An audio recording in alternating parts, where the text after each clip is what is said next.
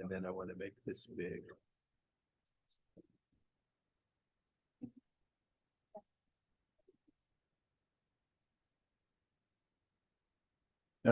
Nice report.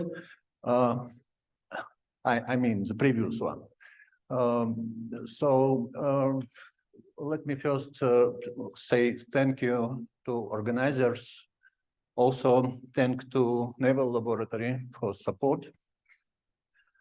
And where is the switcher? Here. Which button is this one? Yeah. Okay. So, outline of this work is here. First, I will talk about effective Hamiltonian. So we focus here on new example of polarization pumping by terahertz pulses and on new neuromorphic architecture. So BRF4 stands for bismuth ferrite diluted with rare earth elements like neodymium. Then I will talk about phase diagram of this material and most interesting region in interval for us in the concentration. I will introduce terahertz pulses which we are using, then results and discussions. At the end, I will talk about what is neuromorphic computing.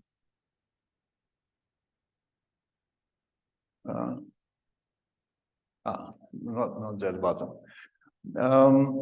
So effective Hamiltonian, you know that it was introduced first by Zorn, Vanderbilt, and Ray. And that Hamiltonian was first for barium titanate. In 2015, that Hamiltonian was extended for BRF4 by Bing Su and et al.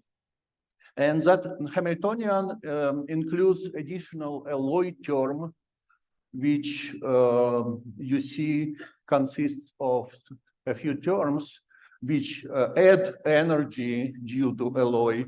And there is correction of self-energy of the local modes, self-energy of the tilting omega, and interaction of biquadratic interaction of magnetic moments with tilting and trilinear coupling between tilting and local mode. So this addition to the energy comes with the weight eta local, which depends on the side I, which is iron. And it is computed first by summing sigma j, which are spin parameters. And they take values 1 or -1 for bismuth or rare earth correspondingly. Then the sum is multiplied by the difference between ionic radii of neodymium and bismuth in our case, and divided by 8.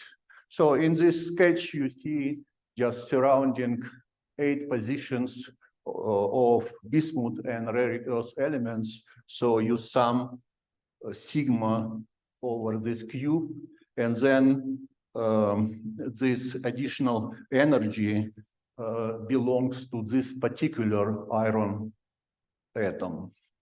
So in this Hamiltonian, there are local modes on barium and rare earth elements, tilting on iron ions, this is omega, M, magnetic moment on iron, and also there is, of course,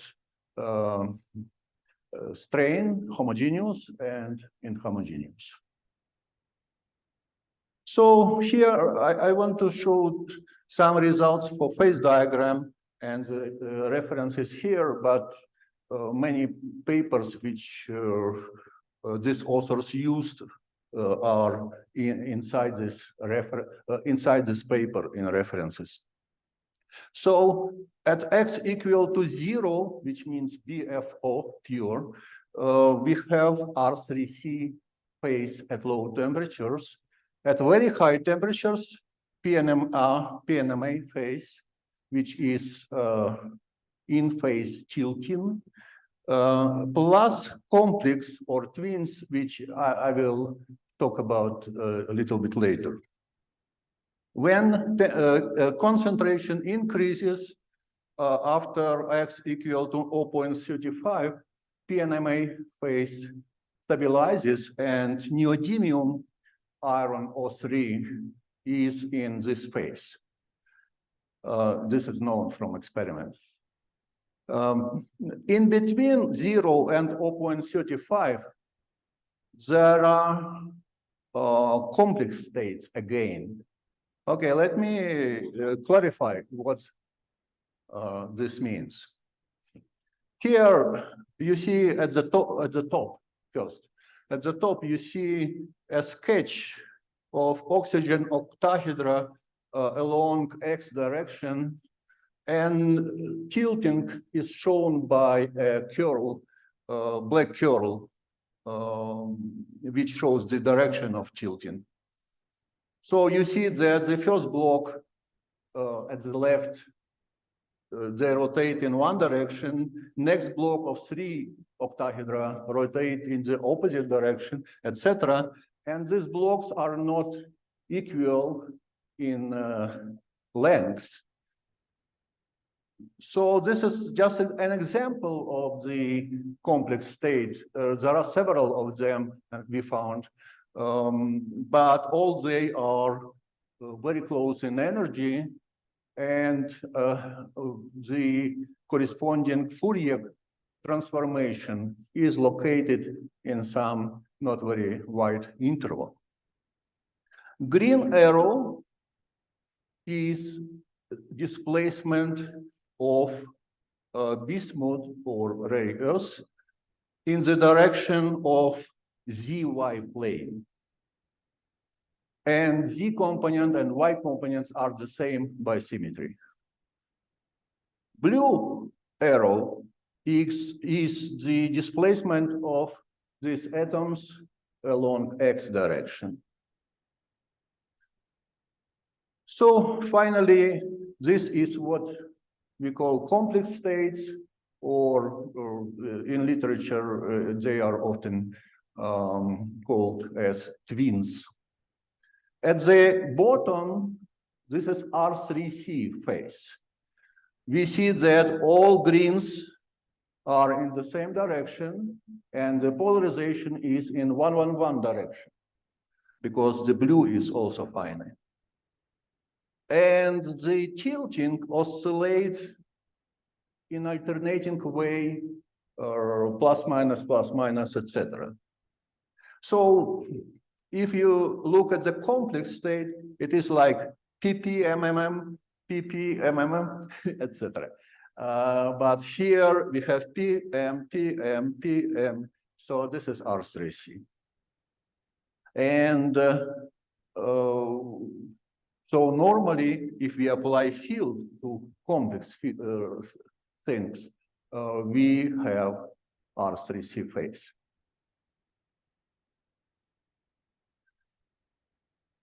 But when we apply DC field, the system jumps from the complex state to R3C. So there is no way to have any intermediate state. And we know this from thermodynamic of Landau, for example, that the change of the symmetry should be abrupt. We thought, why not applying a pulse of the electric field instead of DC field? And you see here artificial pulse we are using. And I should say that we are not the first who did it. And first was probably group of Andrew Rappe, who used just Gaussian for his pulse. But we use Gaussian times cosine. And in that study in Science by Andrew Rappe, they calculated just the result after one pulse. We decided to consider a train of pulses, and we put these pulses with interval in between 5 picoseconds. Why 5 picoseconds? During this time, the system relaxes to new state, so it has enough time to relax. So we don't want to overlapping of relaxation processes after different pulses. Here are the results.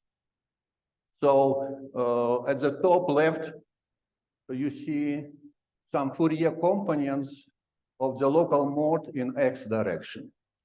And most interesting is, of course, gamma point, 0, 0, 0, which is just proportional to average polarization. We see that after the first pulse, the polarization goes up, so because the field in the pulse, but then it relaxes back, but not completely. You see that it stabilizes at some new level of local mode or polarization.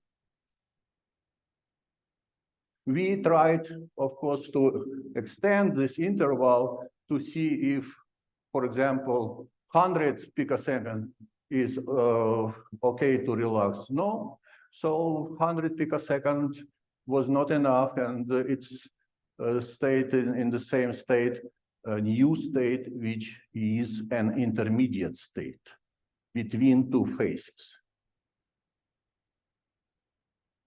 This is very surprising because it looks like this is against thermodynamics, but I will show a little bit later what is microscopic explanation for that. Also, besides this gamma point, other Fourier components also change. And in Z direction, local mode also changes. But this is not it. The tilting Fourier components also change. For example, take the highest at the end is 666, which means 2 pi over 12, because we have a supercell 12 by 12 by 12. And then you should multiply this by this 666. So how to explain this phenomenon? You see the beginning at the top, state 1. After first pulse, state 2, what is the difference? Some greens had time to change the direction. And after that, some tilting also changed. How can it be explained? This is because of coupling. And we found that the coupling behind this phenomenon is biquadratic coupling. And so step by step, we have process from state 1 to R3C. We think that this first change of the direction of the dipoles and then change of the tilting is like buckling. So we stabilize the new state by change of the tilting. Synapse, which Brahim described very well, just in few words, we have after first pulse, we have action potential 1, after second potential 2, and so this system is synaptic. So it has many possible states in output, depending on number of pulses, for example, and we can assign this action potential to different actions. So let me say one important thing. Why the phase transition under this pulse is incomplete? So, in my opinion, this is because of the width of the pulse. For example, our Gaussian, like in the previous report, is 0.2 picosecond. During this time, tilting can just not have enough time to change the direction. And this is, in our opinion, is the explanation. Thank you.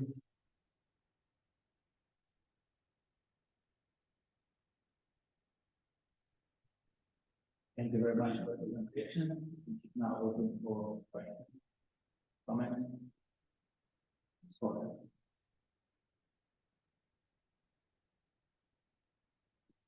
okay, when we get as determine the frequency of the pulse, on the width, I understand that you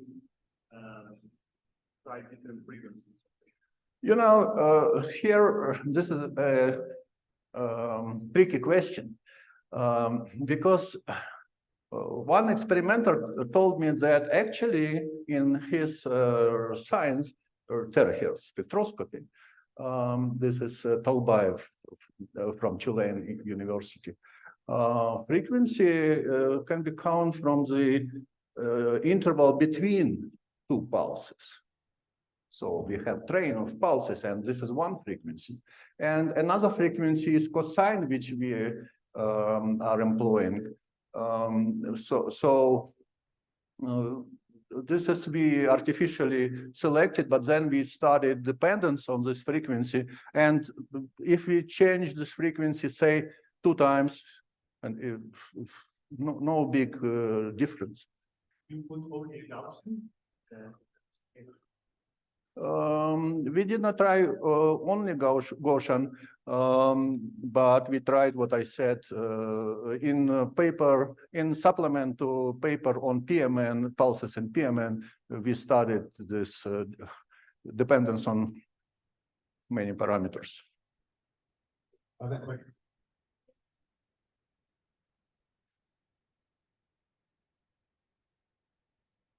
Thank you for the talk. I have a follow-up question from Jorge. So if one wants to use it for practical application, how dependent are the results on the choice of initial conditions as well as on the choice of the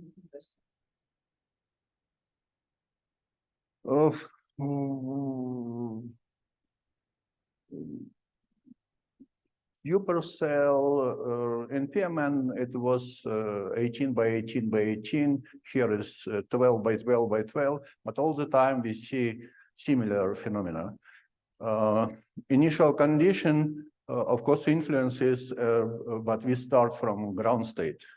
For example, in PMN, we started from a relaxer state, and then after pulses, we had polar phase. So what is important, in my opinion, is the presence in the phase diagram in this particular temperature interval of both phases, polar and non-polar. Thank you. Let's thank our speaker again. Thank you very much. Thank you for all the speakers. I just want to remind everyone, we got an email before the meeting that had some important solution in it.